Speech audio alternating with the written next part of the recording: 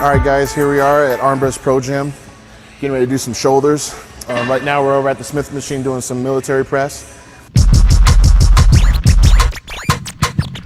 Shoulders is definitely an area that I'm trying to improve for the Olympia, working all different heads of the delt, and this happens to be one of my favorite exercises, along with dumbbell presses, to get the maximum growth.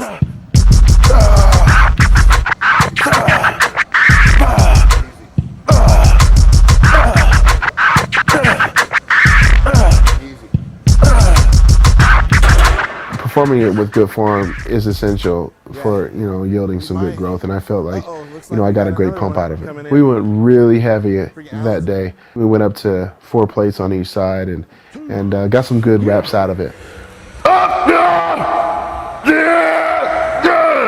Good. Good. Easy. Up. Up. 4. Keep going. Up. One more. Good. We followed that exercise with some behind the neck presses on the same machine. A lot of people want to stay away from doing behind the neck presses due to the fact that the chance of injuring your shoulder is very high. But I feel that that only happens. I think you only get hurt when your technique is wrong. Yeah.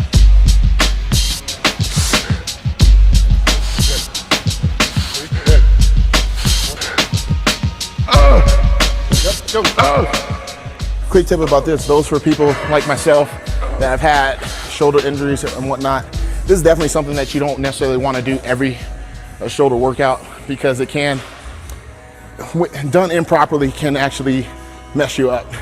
And when I say done improperly, you definitely want to make sure that everything is in sync, but also you're not going too heavy as well, because you are going behind the neck, and the last thing you want is to mess up a rotator cuff. And a lot of guys have injured their careers in many different sports by doing that. Yeah.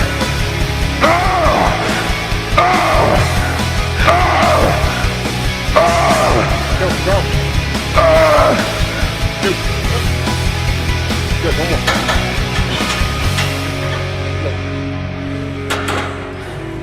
He can't count. Yeah. We'll go through that one.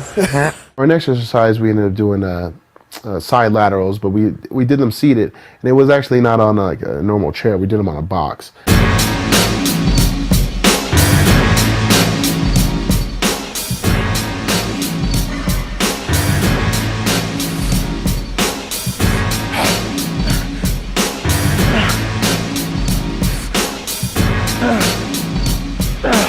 The difference between doing this way and standing was momentum, kind of like with how I perform a lot of my dumbbell curl exercises. I didn't want to hunch over and use a lot of momentum to get the weight up, but I also ended up using a technique where I actually turn my pinkies up on the way up of the movement to try to stimulate more of the side delt.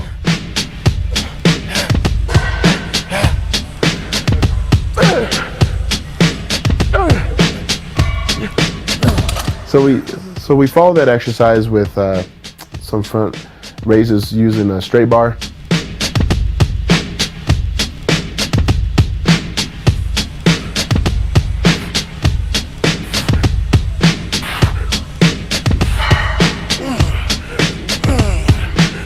That was primarily for the front delt.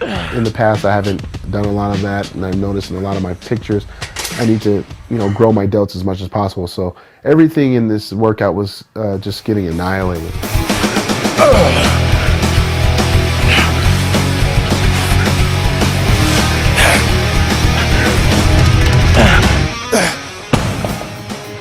My shoulder development, I felt, in the past was good, but I think was not given the credit it deserved because of my arm development. It just makes my shoulders look small. So, over the past year, I've just really, really dedicated myself to killing it every shoulder workout.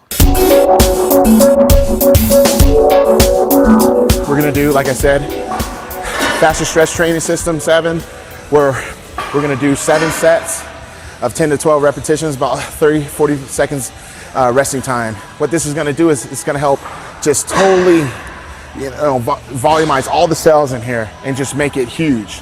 And with that, it's definitely gonna improve, more gains. A lot of guys will say, well, that seems like high rep training.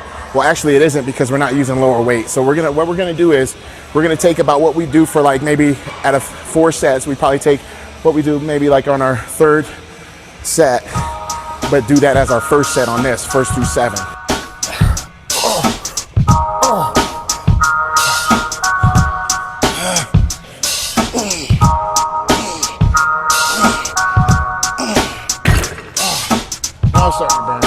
Having rear delts is definitely something that I want to improve on, because it gives you more of a 3-dimensional look from the side shots, but also from the rear shots.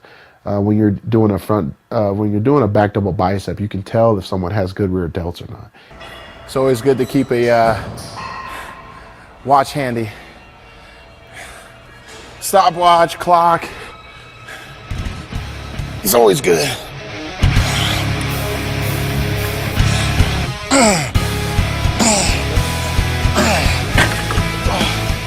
So lastly, we ended up doing some dumbbell shrugs.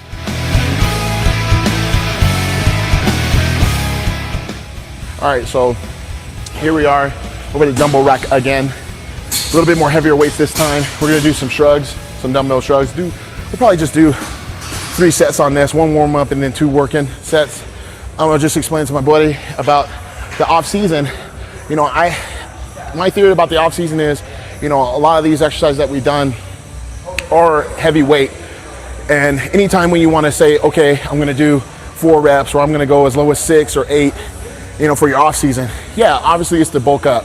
But the whole purpose is that, especially for a bodybuilder, is that you take what you did in that off season and then turn that into the pre-contest using the same weights, using the same intensity, but a little bit more reps.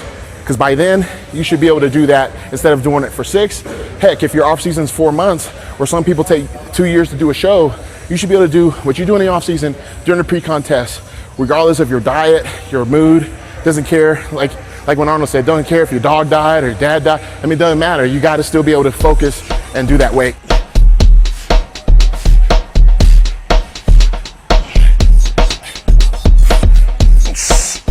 In the past, I haven't done a lot of shrugs, but I've noticed that a lot of the guys that compete against have massive traps. So, I want those massive traps as well, and I know I'm going to get them over time.